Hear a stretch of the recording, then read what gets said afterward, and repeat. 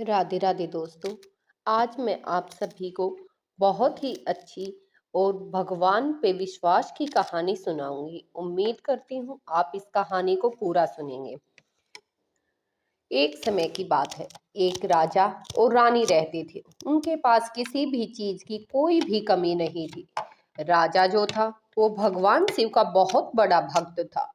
हमेशा भगवान शिव की पूजा करता था और मुख में नारायण नारायण भी बोलता रहता था।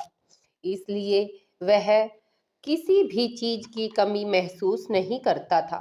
उसके जीवन काल में कभी कोई दुख नहीं आया। उसके पास संतान, धन, सब तरह की खुशियां थी। अपनी प्रजा का भी बहुत ध्यान रखता था, बहुत दयालु था। लेकिन उसकी आयु जो थी वो अल्प थी। कम उम्र की आयु में ही उसका देहांत हो गया और देहांत होने के बाद वह सीधा शिवलोक को पहुंचा।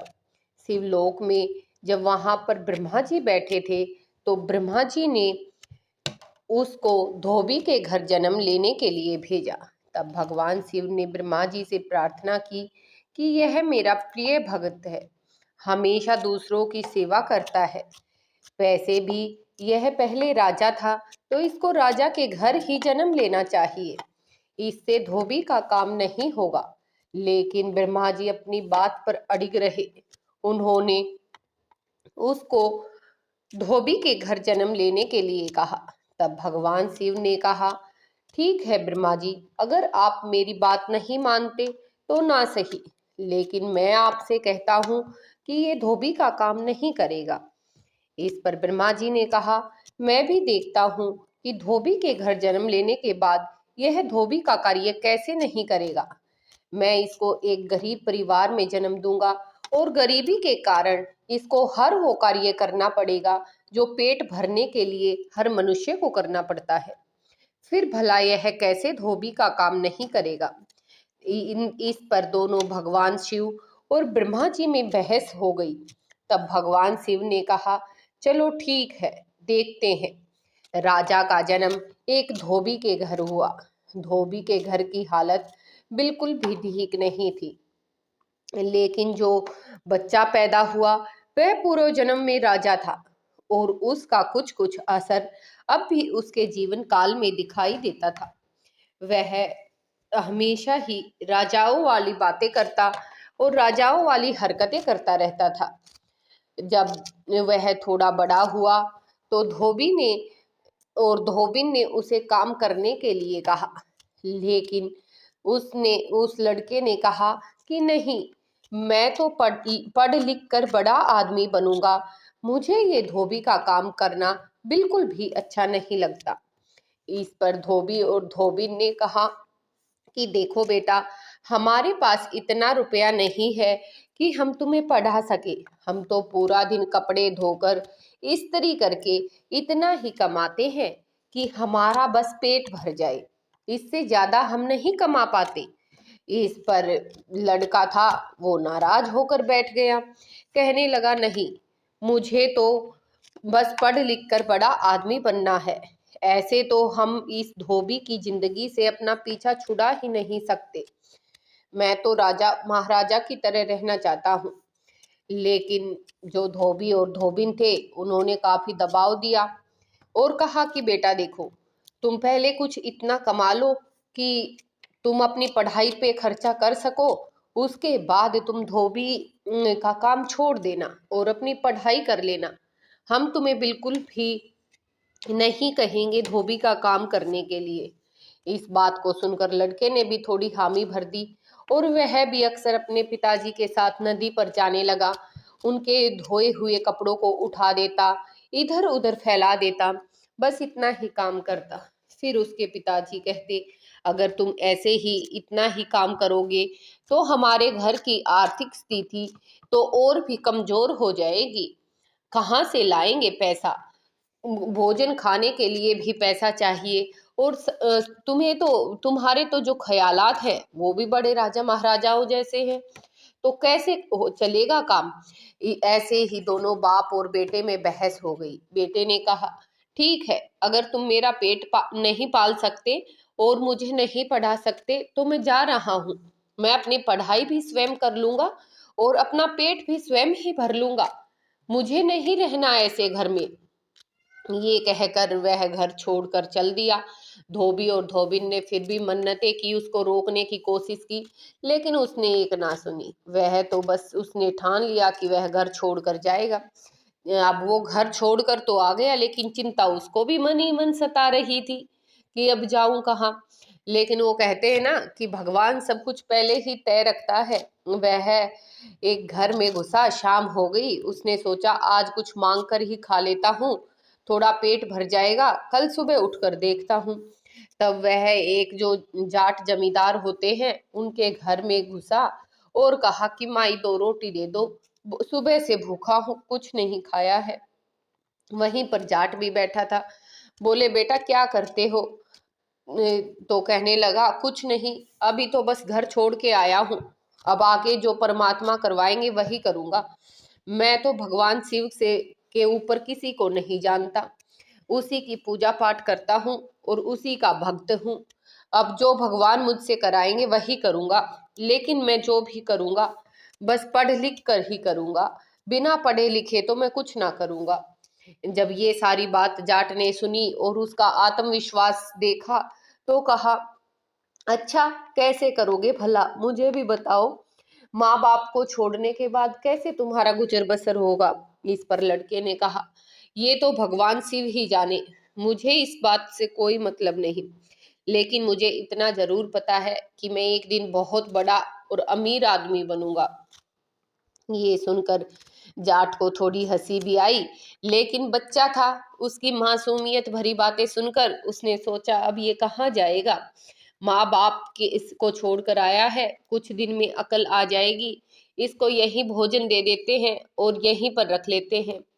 तो जाट ने कहा कि सुनो बेटा, भोजन तो तुझे मैं दे दूंगा और स्कूल तुम यहाँ से चले जाना, लेकिन स्कूल से आने के बाद मेरी गायों को चराना पड़ेगा, उनको नहलाना पड़ेगा, खाना खिलाना पड़ेगा। अगर तुम्हें यह मंजूर है तो बोलो, मैं तुम्हें अपने घर रखने के लिए तैयार हूँ। तो इस पर लड़के ने क्या था, स्कूल के लिए हाँ जो हो गई थी, फटाक से हामी भर दी और कहा ठीक है, आज से मैं आपको बाबा बोलूंगा और आपके घर में ही रहूंगा। लेकिन मुझे विश्वास है अगर मैं आपके साथ रहूंगा तो मैं बहुत अमीर और धनवान बन जाऊंगा। अब लड़के की दिनचर्या शुरू हो गई। सुबह के समय वह स्कूल चला जाता और फिर शाम को आने के बाद वही जाट के साथ कभी कभी खेत का काम कराता और गाय तो रोज ही चरा कर लाता था। एक दिन की बात है कि वह गाय चराने के लिए सुबह सुबह ही निकल गया। काफी जो स्कूल से छुट्टी थी, काफी मेहनत भी उसने पहले दिन कर रखी थी। तो जब गायों को चराने के लिए लेके गया तो खाना खाने के बाद उसकी आंख लग गई। अब आंख लगने पर भगवान शिव ने देखा कि देखो कितना अच्छा भक्त है, अगर इसके पास पैसा हो तो ये दूसरों की काफी मदद कर सकता है, लेकिन मैं करूं भी तो क्या? ब्रह्मा जी ने मेरी बात भी तो नहीं मानी। फिर भोले बाबा ने जो है एक साधु का रूप बनाया और उस लड़के के पास जाकर पहुंच गए।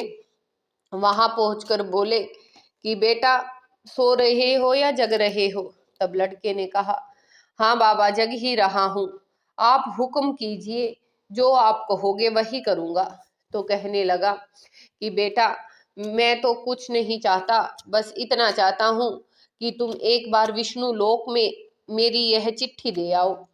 तो लड़के ने कहा कि बस इतनी सी बात, चिट्ठी तो मैं दे आऊं, लेकिन एक तो मुझे गाय चराना है, दूसरा मुझे विष्णु लोक का नहीं पता कि विष्णु लोक कहाँ पर है।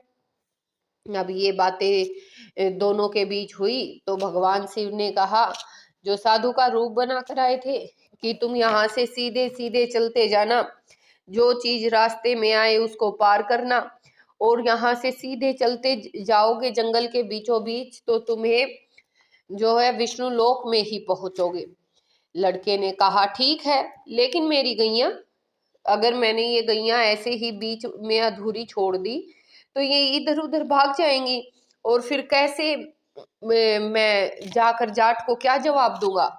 वो बाबा तो मुझे घर पे भी नहीं रखेंगे, और मुझे तो पढ़ लिख कर बड़ा आदमी बनना है, सब लोगों की सेवा करनी है एक राजा की तरह। तब भोले बाबा ये बात सुनकर और भी प्रसन्न हुए। कहा कि जाओ बेटा, तुम्हारी गैया घर पहुंच जाएंगी, इस बात की चिंता तुम बिल्कुल ना करना। अब तो लड़के को क्या था, लड़का खुश हो गया और उठाया अपना जो पोटली थी जिसमें वह खाना लेकर आया था, उस पोटली को उठाया और चल दिया विष्णु लोक की तरफ। अब चलते चलते चलते चलते काफी दूर निकल गया तो उसे सामने एक आम का पेड़ दिखाई दिया। अब आम के पेड़ से कुछ आम गिरे हुए थे। लड़के ने सोचा काफी भूख लगी हुई है, सुबह ही खाना खाया था, दोपहर से भी आगे का समय हो गया, तो मैं क्यों ना ये आम ही खा लूं। अब वो लड़का उस आम के नीचे बैठकर आम खाने लगा। तभी आम के पेड़ से आवाज आई, ऐसा भला मनुष्य कौन है जो मेरे फल खा रहा है? इस पर लड़के ने कहा, मैं हूँ, धोबी का बेटा। क्या हुआ मुझे बताओ, क्यों तुम्हारे फल क्यों नहीं खाने? इस पर आम के पेड़ ने कहा, मुझे नहीं पता, ना तो कोई मेरी वायु में बैठता है, ना ही कोई मेरे फल खाता है। इस चीज का मुझे बहुत दुख है। क्या मेरे फल अच्छे नहीं हैं? तो लड़के ने कहा, नहीं, फल तो तुम्हारे अच्छे हैं, लेकिन तुम्हारे फलों में कहीं कहीं कीड़े लगे हुए हैं, साफ नहीं है। मैंने तो इनको थोड़ा सा साफ करके ऐसे ही खा लिया। वैसे तो सही है, अगर कोई भूखा है तो उसकी भूख मिटा सकते हैं। ये बात आम के पेड़ ने सुनी तो कहा कि तुम तो बहुत दयालु हो, तुम कहाँ जा रहे हो? क्या मैं तुम्हारी कोई मदद कर सकती हूँ? तब लड़के ने कहा, मैं तो विष्णु लोक जा रहा हूँ, एक साधु बाबा की चिट्ठी लेकर। तब जो आम का पेड़ था उसने कहा कि क्या तुम मेरा भी एक काम कर दोगे? लड़के ने कहा, हाँ बोलो, मैं तो तुम्हारा भी काम कर दूंगा।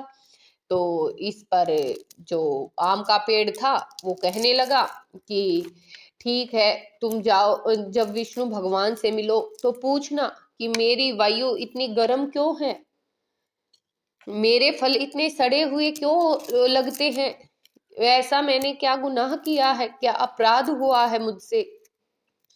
तो इस पर लड़के ने कहा, ठीक है। तो आम के पेड़ ने कहा, आते वक्त मुझे जवाब जरूर देना। लड़के ने कहा, हाँ, मैं जरूर तुम्हें जवाब देकर जाऊंगा, तुम बिल्कुल भी चिंता ना करो, बस मुझे विष्णु लोक का रास्ता बता दो, अगर तुम्हें पता हो तो। तो इस पर आम के पेड़ ने कहा कि बस सीधे सीधे चलते जाओ, थोड़ी ही दूरी पे एक नदी आएगी, नदी को पार करते ही विष्णु लोक आ जाएगा। इस पर लड़का खुश हुआ और चलता रहा। अब वो नदी के किनारे पहुंचा और नदी के किनारे पहुंचकर वह सोचने लगा कि इस नदी को मैं कैसे पार करूं, ये तो बड़ी ही विशाल है, बहुत बड़ी है, इसको तो पार करना मेरे लिए संभव नहीं है। तभी उसने एक मछली को पानी से बाहर छटपटाते हुए देखा। अब जब वह छटपटा रही थी तो लड़के ने उसके ऊपर से हाथ सहलाया और कहा, जब इतना सारा पानी है तो पानी से बाहर निकलकर इस तरह तड़पने का क्या मतलब? लाओ मैं तुम्हें पानी में छोड़ दूं। इस पर मछली ने कहा, नहीं, तुम बड़े ही दयालु लगते हो, इसीलिए तुम्हें बता रही हूँ। अगर मैं पानी में जाती हूँ तो मेरा जो शरीर है वो सांस नहीं ले पाता और मुझे बड़ी ही घबराहट और घुटन महसूस होती है, इसीलिए मैं पानी से बाहर हूँ और पानी के बाहर मेरा जीवन नहीं है, इसीलिए छटपटा रही हूँ। तुम कौन हो, कहाँ जा रहे हो, तुम भी बताओ। तो लड़के ने कहा, मैं तो धोबी का लड़का हूँ और विष्णु लोक जा रहा हूँ, एक साधु बाबा ने चिट्ठी दी है, बस वही विष्णु लोक में देकर आनी है। तो जो मछली थी उसने कहा, क्या तुम मेरा भी एक काम कर दोगे? लड़के ने कहा, हाँ बोलो। तो मछली कहने लगी कि जब तुम विष्णु लोक में जाओ तो विष्णु भगवान से पूछना, क्यों मेरा जीवन ऐसा है, क्यों मैं पानी में नहीं रह सकती, क्यों मैं इस तरह छटपटा रही हूँ, इसका कारण मुझे बताना। तो लड़के ने कहा, ठीक है, तुम घबराओ नहीं, मैं ये बात जरूर पूछ कर आऊंगा और आते समय बताऊंगा, लेकिन मैं विष्णु लोक जाऊं तो जाऊं कैसे, इतनी बड़ी विशाल नदी को कैसे पार करूंगा? तब मछली ने कहा, तुम चिंता मत करो, बस मेरे ऊपर बैठ जाओ और मैं तुम्हें ये नदी पार करा दूंगी। तब लड़के ने कहा, ठीक है। मछली ने लड़के को नदी पार करा दी। अब लड़का नदी से उस पार जा चुका था और विष्णु लोक में पहुंच गया। विष्णु लोक के बाहर द्वारपाल खड़े थे। उन द्वारपालों ने कहा, क्या हुआ, कौन हो, कहाँ जा रहे हो? तो लड़के ने कहा, मुझे विष्णु भगवान से मिलना है। एक साधु बाबा ने चिट्ठी दी है, बस ये चिट्ठी ही उनको देनी है। तो जो ये द्वारपाल थे उन्होंने कहा कि हाँ ठीक है, जाओ और जल्दी वापस आ जाना। अब वो सीधे अंदर गए। सामने ही विष्णु भगवान बैठे थे। उन्होंने विष्णु भगवान को प्रणाम किया, नारायण नारायण कहकर जयकारा लगाया और कहा कि हे विष्णु भगवान, एक साधु बाबा ने यह चिट्ठी दी है जो मुझे आप तक पहुंचानी थी। कृपा करके आप इस चिट्ठी को ले लीजिए। विष्णु भगवान ने वह चिट्ठी ले ली। तब लड़का कहने लगा कि हे विष्णु भगवान, मेरे दो सवाल हैं, क्या उनके जवाब आप मुझे दे दोगे? तब जो विष्णु भगवान थे वो कहने लगे, हाँ पूछो, अगर जवाब देने का बना तो मैं जवाब जरूर से दूंगा।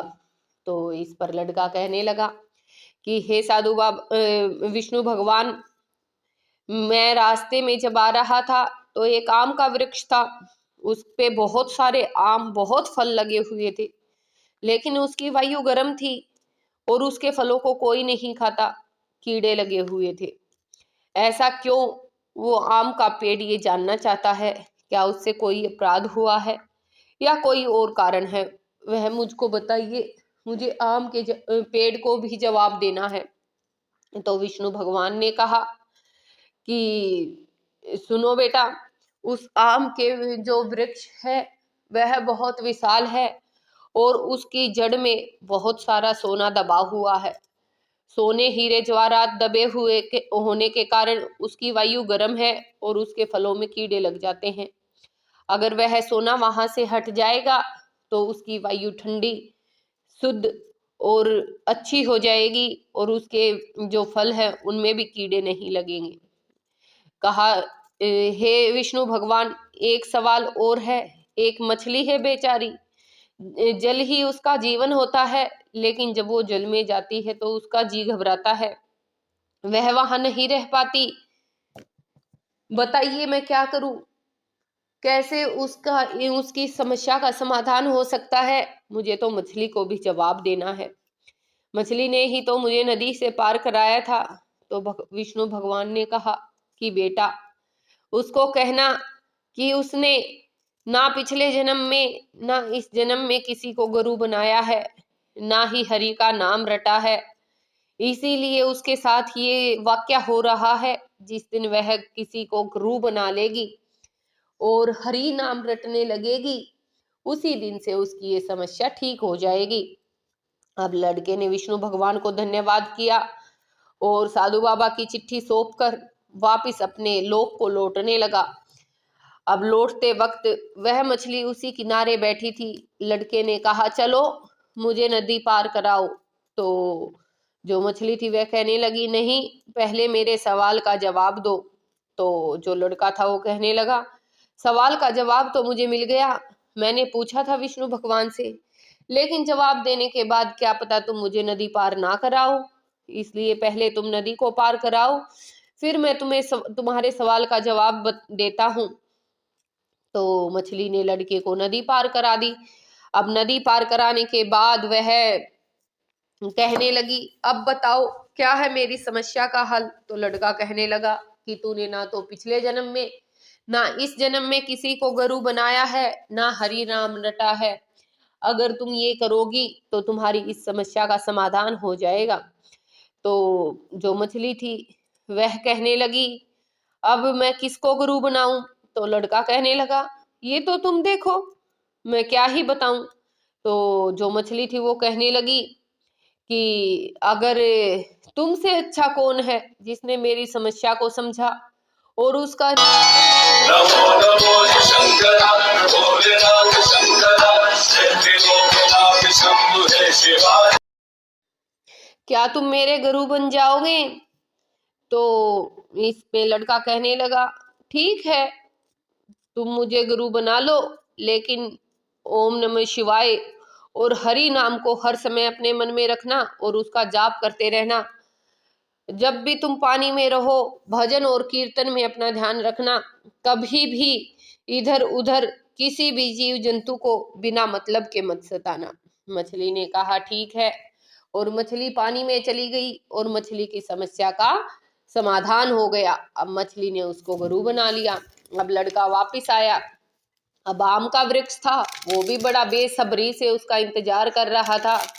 उसने भी कहा कि आ गए बेटा, बताओ क्या है मेरे इस दुख का कारण।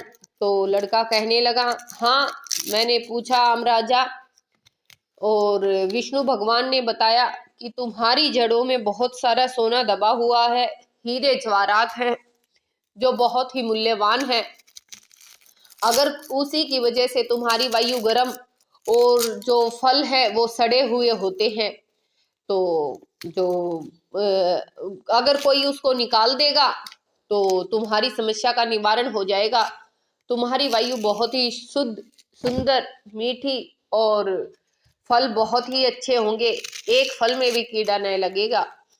तो जो लड़का आम का वृक्ष था वह कहने लगा, अब इस कार्य को कौन करेगा। तो लड़का कहने लगा, देखो मेरा तो काम इतना ही था, इससे आगे मैं नहीं जानता। तुमने मुझसे सवाल पूछा, मैंने तुम्हारे सवाल का जवाब दिया, अब तुम जानो और तुम्हारा काम जाने। तो आम का वृक्ष कहने लगा, इस कार्य को करने के लिए तुमसे अच्छा कौन हो सकता है। तुम तो वैसे भी इतने गुणी और दयालु हो कि हर किसी की समस्या का निवारण कर देते हो। मैं चाहती हूँ कि मेरी जड़ों में जितना भी सोना और हीरे जवाहरात दबे हुए हैं वो सब तुम निकाल लो और अपने साथ ले जाओ। मुझे तो बस मेरे फल अच्छे और वायु शुद्ध चाहिए। तो लड़के ने काफी खुदाई की, वहां से बहुत सारा अमूल्य हीरे जवाहरात, धन दौलत बहुत कुछ निकला। अब लड़के ने सबकी पोटली बांधी और लेकर घर आ गया। अब घर आने के बाद उसने बहुत सारा सोना जो जाट को दिया और बाकी सोना लेकर अपने घर की तरफ चल पड़ा। जाट ने भी कहा कि बेटा तुम तो सच में ही सच्चे थे, इतना सब कहाँ से लाए। तो लड़का कहने लगा कि बस ये तो भगवान शिव और भगवान विष्णु का की कृपा है, मैंने तो हर समय बस उन्हीं का ध्यान किया है और मुझे तो पूर्ण विश्वास था कि वो मेरी मनोकामना को भी पूर्ण करेंगे। आज उन्हीं की वजह से मेरी मनोकामना पूर्ण हुई है। तुम भी भजन कीर्तन करो, हरि नाम का राम नाम रटो और भगवान शिव को हमेशा अपने हृदय में बसा कर रखो, नीच कार्यों से बचो। ये कहकर वह अपने माँ बाप के पास गया। अब धोबी का घर था, वह भी खुशियों से भर गया। धोबी को भी सारी कहानी कह सुनाई और लड़के ने सारा पैसा दिया, पढ़ लिख कर बहुत बड़ा आदमी बन गया। अमीर तो पहले ही था, लोगों की खूब मदद की, रोज भजन कीर्तन करता, भगवान शिव का ध्यान करता। हे भगवान भोलेनाथ, हे विष्णु भगवान, जैसी आपने लड़के की सुनी ऐसी सबकी सुनना, और जैसा ब्रह्मा जी ने किया ऐसा किसी के साथ न करना। हम सब आपके ही बनाए हुए प्राणी हैं, हमको अपनी छत्र छाया में रखना। हमसे कोई भूल हो जाए या हमसे कोई गलती हो जाए तो हमें नादान समझकर माफ कर देना। हे भगवान, आपसे यही प्रार्थना है मेरी। कहानी सुनने वाले और कहानी कहने वाले की हमेशा ही विजय हो, गलत रास्ते पर चलने से बचे। दोस्तों, अगर आपको मेरी यह कहानी पसंद आए तो प्लीज शेयर अवश्य करना। आप लोगों के सपोर्ट की मुझे बहुत ज्यादा जरूरत है। आपके एक लाइक, एक कमेंट और एक शेयर से मेरी जिंदगी भी बदल सकती है। धन्यवाद दोस्तों, यहाँ तक कहानी सुनने के लिए आपका बहुत बहुत धन्यवाद।